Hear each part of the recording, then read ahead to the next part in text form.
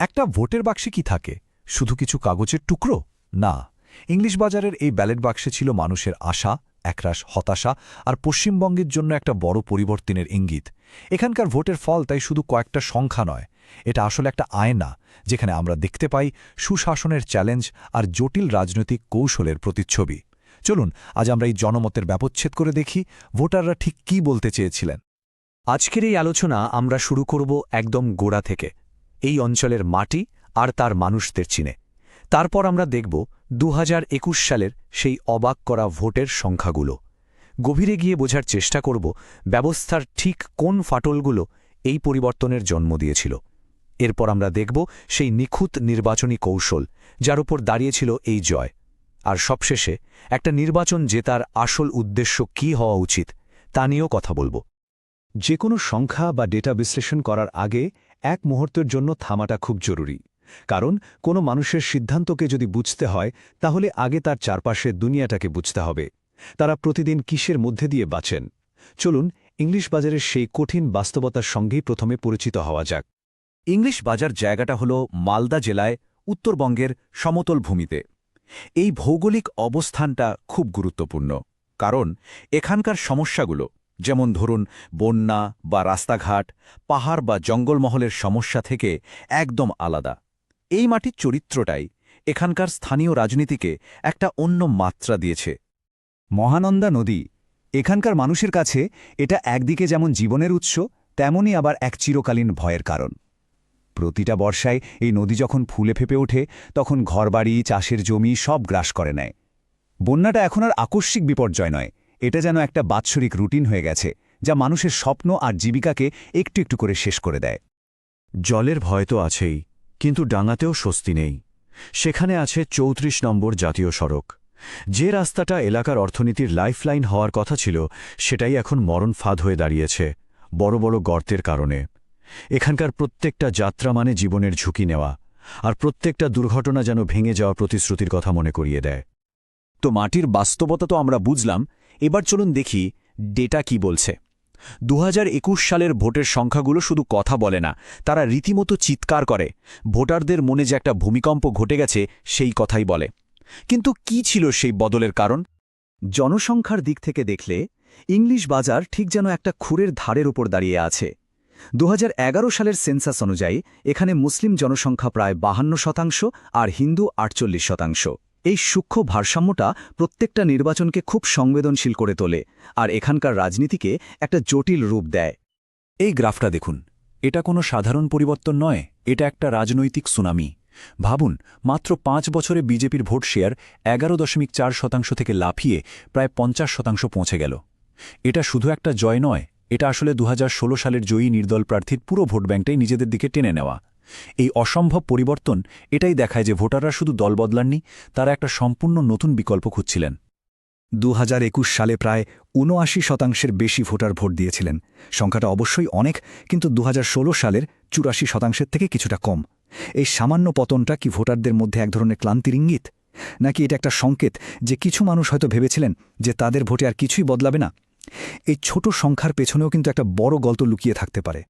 সংখ্যাগুলো আমাদের দেখিয়েছে কি ঘটেছে, কিন্তু আসল প্রশ্ন হল কেন ঘটল। ব্যবস্থার গভীরে এমন কোনো ফাটল তৈরি হয়েছিল যা হাজার হাজার ভোটারকে তাদের দীর্ঘদিনের আনুগত্য বদলাতে বাধ্য করল। ভোটারদের ক্ষোভগুলো কাল্পনিক ছিল না, সেগুলো ছিল তাদের প্রতিদিনের যন্ত্রণা। যেমন ধরুন ওই ভয়ঙ্কর রাস্তা, বেঁচে থাকার জন্য জরুরি রেশনে দুর্নীতি, বন্যাত্রাণ নিয়ে পক্ষপাতিত্বের অভিযোগ, চোখের সামনে জমি জবরদখল হয়ে যাওয়া আর ভবিষ্যৎ অন্ধকার করে দেওয়া বেকারত্ব। এভাবেই প্রতিদিন একটু একটু করে মানুষের ভরসাটা ভেঙে যাচ্ছিল। একটা কথা আছে, আর সেটা এখানকার পরিস্থিতির জন্য একদম সত্যি। মানুষের বিশ্বাস একদিনে ভাঙে না।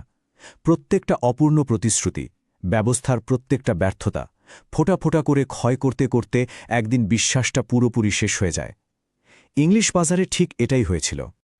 আর এই ধারাবাহিক ব্যর্থতার সবচেয়ে বড় প্রতীক হয়ে উঠেছিল এই সংখ্যাটা, ২৪,০০০। এটা শুধু একটা সংখ্যা নয়, এটা ২৪,০০০ ভেঙে যাওয়ার স্বপ্ন, ২৪,০০০ পরিবারের অনিশ্চিত ভবিষ্যৎ, যা শিক্ষক নিয়োগ দুর্নীতির কারণে অন্ধকারে ডুবে গেছে।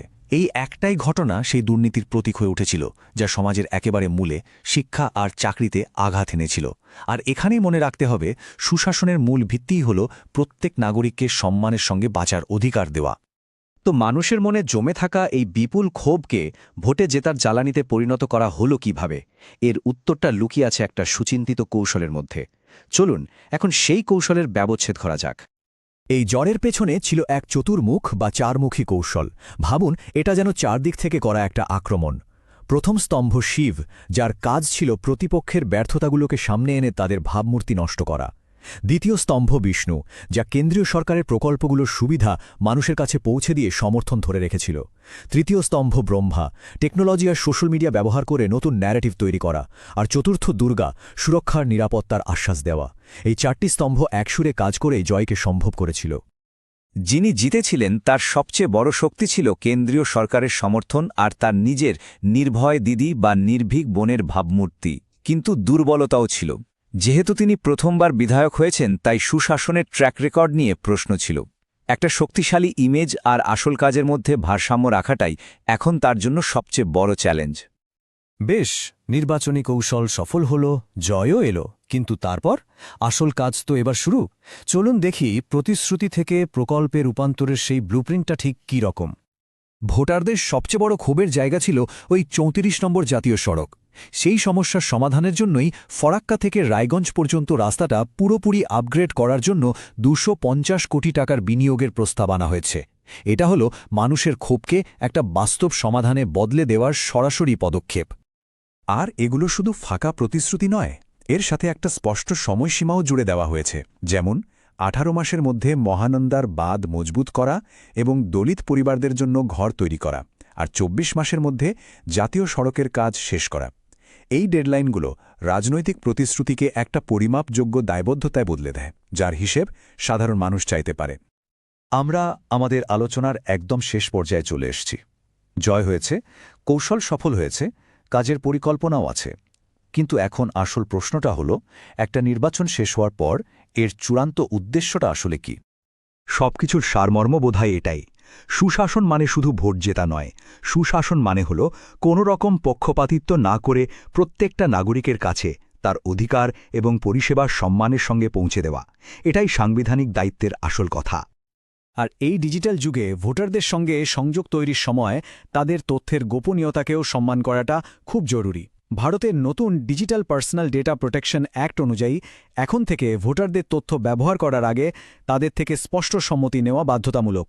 এটা এখন আর শুধু একটা ভালো অভ্যাস নয়, এটা দেশের আইন। আধুনিক রাজনীতিতে বিশ্বাস শুধু মাটির লড়াই জিতলে হয় না, নাগরিকের ডেটাকে সম্মান জানিয়ে ডিজিটাল জগতেও অর্জন করতে হয়।